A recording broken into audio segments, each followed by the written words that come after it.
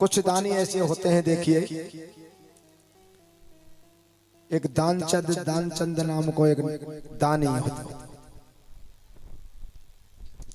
दानचंद दानी ऐसो जो कभी भी किसी के लिए एक कौड़ी भी नहीं देता था और नाम दानचंद रख दिया और देता नहीं कौड़ी। पत्नी बड़ी परेशान, पत्नी बोली रही तुम दान पुण्य कुछ करते नहीं, तीर्थ यात्रा जाते नहीं, ऐसा करो थोड़ी नजदीक पे गंगा जी है तो गंगा मैया में स्नान ही कर आओ। दानचंद बोला स्नान करने से क्या होगा? पत्नी के विचार आए कि अगर ये स्नान करने चला गया तो वहां पर जाएगा और स्नान करेगा, वहां पंडा मिलेंगे, गरीब मिलेंगे, तो कुछ हाथ से दान हो जाएगा। ये चला तो जाए, पर जब ज्यादा जिद करने लगी पत्नी तो दानचंद हाथ जोड़ करके बोला जी सुन रही हो? मैंने कि कहो जी। कि चला तो जाऊंगा पर साधन में बैठ के नहीं जाऊंगा, पैदल जाऊंगा। मैंने विचार किया कि अगर किसी सवारी में बैठ के जाऊंगा तो पैसा देना पड़ेगा, पैदल पैदल चला जाऊंगा। पत्नी ने विचार किया कि चलो कैसे भी जाओ पर चले तो जाओ। चलो यहाँ से पैदल चला जाएगा तो वहां थोड़ी मान जाएंगे, वहां तो पंडा जरूर इससे कुछ न कुछ दान ले ही लेंगे। अब दानचंद पैदल और गंगे मैया पर पहुंच गया और गंगा मैया पर जाकर के जैसे ही पहुंचा और घाटों पर नजर पड़ी तो सभी घाटों पर पंडाओं की भीड़ लगी पड़ी थी।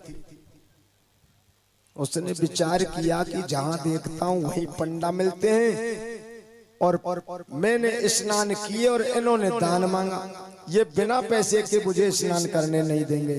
चलो कोई खाली सी जगह देखते हैं। और दानचंद घूमते घूमते तट के सहारे चलता चलता पहुंच गया ऐसे घाट पर और जहां पर कोई भी व्यक्ति दिखाई नहीं दिया, ना पंडा ना कोई यजमान। परीक्षित जी महाराज पूछने लगे कि महाराज ऐसा दान कौन सा हो जहाँ पे कोई दिखाई नहीं दिया? कि बन कई ऐसो तो एक ही घाट है जाको नाम है शमशान घाट। शमशान घाट में तो कभी कभार किसी को काम पड़े तो जाते हैं। अब शमशान घाट में जाकर के पहुंचा, उसने कहा कि बिल्कुल खाली स्थान है, मैं अब इसमें ही स्नान बनाऊंगा। अब घाट पर बैठ गए, स्नान बनाने के लिए वस्त्र खोल दिए, खोल करके स्नान करने के लिए चल दिए जल की तरफ। हमारे ठाकुर जी ने विचार किया कि ऐसा संकल्पधारी हो तो संसार में आनंद है जाए भाई। देखो चाहे दान करवे को संकल्प कर ले, चाहे बिल्कुल दान नहीं करवे को कर ले, पर दृढ़ संकल्प होना चाहिए। ठाकुर जी ने कहा ऐसे दानचंद से तो हास विलास कर लेने में आनंद आएगा। और हमारे ठाकुर जी जैसे ही दानचंद ने डुबकी लगाई जल में और ठाकुर जी तुरंत आकर के प्रकट हो गए। दानचंद जैसे बाहर निकला और हमारे ठाकुर जी कहने लगे कि यजमान की जय हो। दानचंद कहने लगा भैया तू कौन है? बन के हम इस घाट के पंडा है महाराज। अभी अभी तो कोई नहीं हो यहाँ पर, अब कहाँ से पंडा आ गए भैया? कि बन कहीं ऐसे ही हम आमे और ऐसे कभी कभार भैया तुम आमे। यहाँ तो रोज तो कोई आवे नहीं, साल 6 महीना में कोई आवे तो साल 6 महीना में एक बार भी आ जाए, वो साल भर को इंतजाम कर जाए। दानचंद कहने लगे कि मैं एक दिना को कर व्यवहार नहीं। बन के भैया तुम दान करवे वाले नहीं है और हम तुमको भैया छोड़वे वाले नहीं। बन के ये कोई बात नहीं हुई भैया, हमने स्नान कर लिया, वस्त्र पहन लिया, अब हमने घर को जाने दो। कि ना हम तो दान किए बिना तो बिल्कुल नहीं जान रहे, ये तो हमारा घाट का नियम। चाहे कछु ही दान करो पर कछु करना पड़ेगा। माने के काउ के पास में कुछ हो ही मत करना, जो भी हो वो दान करो।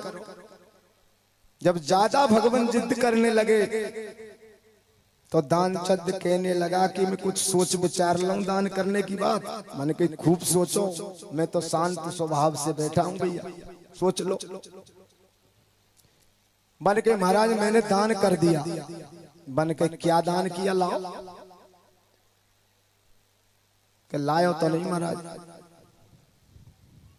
लायो नहीं तो भैया बता ही दे का दान किया तूने। कि मैंने कही महाराज एक धेला और जो भी उधार।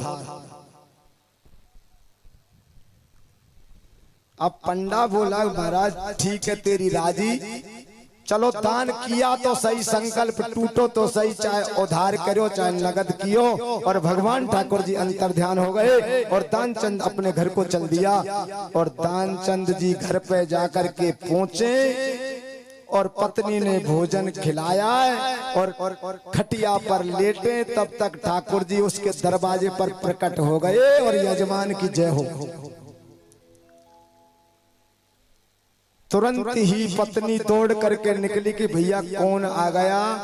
जैसे देखो बन पूछी कौन हो भाई, कि हम गंगा जी के पंडा हैं। कि अभी अभी यजमान तो आया है तुम्हारा, वहां से तुम पीछे से चले आए, क्यों नाम है? अरे काऊ को चाहिए गो, कछु तो मांग में जरूर आवेगो। कि कहा चाहिए तुम्हारो? कि अभी अभी दान करके आयो एक धेला, जाके कह दो हमारा धेला दे दे, हम वापस लौट के चले जाएंगे। जाकर के कहा कि जो तुम धेला दे के आए वो तो दरवाजे पर खड़ा है, बताओ क्या कहूं? बन की आ गए हो? कि हाँ। बन के कह दो यजमान की तुम्हारे की तबीयत खराब है गई है, हम तुम्हारो धेला पहुंचा देंगे। जाकर के पत्नी ने ऐसे ही कह दिया और वो कहने लगे हाथ जोड़ करे बारी भाई, हमारे यजमान की तबीयत खराब है गई और हम लौट के चले जाएं। जब तक हमारो यजमान ठीक नहीं होगा हम जाने वाले नहीं है। दाल आटे का इंतजाम करो, हम तब तक यहीं रहेंगे। दरवाजे पर बैठ गए। जाकर के ऐसे ही कही और यजमान बोलो कि तो क्या किया जाए? तो दाल आटे का इंतजाम कर दो और किया क्या जाए? कि ना, जब हम धेला नहीं देने वाले तो दाल आटा कैसे देने वाले हैं? तुम जाकर के कह दो यजमान अभी अभी तबीयत खराब हुई और सीरियस है और चल बसो दुनिया में से, जाके कह दो। और जाकर के उन्होंने ऐसा ही कह दिया। यजमान कहने लगे गजब है वो भाई, बड़ी मुश्किल से यजमान पे ते एक धेला मिलो और बाबू धेला लेके संग चले वो। अब का की हो जाए?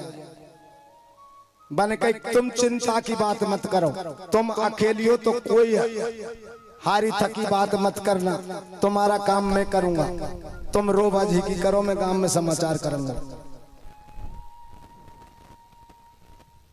कि हमारा यजमान भैया चल बसो। अब वो पत्नी कहने लगी महाराज ऐसा मत करो, हम ही कर लेंगे जो कुछ करना है। पानी कही हम करेंगे भाई, हमारा यजमान है, हम वक्त पे आ पहुंचे तो अपनी मेहनत है तो कर ही दे। जब तक तो जाके पत्नी ने कह दे गांव में शोर मच गयो कि कोई चिंता मत कर, सांस खींच जाऊंगा। सांस खींच गए, गांव वालों की लान लग गई। सब कहने लगे भैया अब रोबा जी के कछु नहीं रखो, अब तो या को देह संस्कार करो, जल्दी से अर्थी सजा दो। पंडा कहने लगे कि भैया देखो अर्थी सज रही है, हम आके पहुंच गए, अब हमारो तो ये काम है, एक बार हम बतरा लें यजमान थे पन के मरे हुए से तो मंत्र तो बोल सके हम मुक्ति के लिए। जाके दानचंद के कान में एक बात कही कि भैया अब मान जा, अब तो सजवे बारी अर्थी। बन के ना हम मानने वाले नहीं। तुरंत अर्थी को सजाया, मरघट में ले गए, जाकर के वहां चिता सजा दी, चिता में रख दिया गया। और भगवान सभी गांव वासियों से बोले देखिए भैया हमारा यजमान गया है दुनिया छोड़ करके, इसलिए हमारा फर्ज बनता है एक मंत्र अंत समय में और कह दें इसके कान में। गांव वाले बोले क्यों नहीं, ठीक है महाराज, करो आपका काम। और जाकर के उसके कान में भगवान कहने लगे, बैकुंठ से आए हैं और तुझ संग नाता जोड़। उसने आंख खोल के देखा तो सामने पंडा, फिर आंख मिच गई। फिर भगवान कहने लगे, बैकुंठ से आए हैं तुझ संग नाता जोड़। फिर मन में विचार कियो कि बैकुंठ से कौन आ गयो। फिर आंख खोली, सामने देखो तो पंडा, फिर आंख मिच गई। भगवान ने फिर तीसरी बार कान में मंत्र कहा। जब हाथ जोड़ करके उसने हृदय में विचारा कि अब तो भैया का कहनी पड़ेगी, हाथ जोड़ करके कहने लगे, जब बैकुंठ से आए तो भैया धेला जी से छोड़, बस और कोई जरूरत नहीं है तेरी, इतनी कृपा कर दे। भगवान ने चतुर्भुज रूप धारण किया और प्रकट हो गए कि भैया दानी होए दुनिया में तो ऐसा होए दानी, ऐसा दृढ़ संकल्प होए। बोल वृंदावन बिहारी लाल की।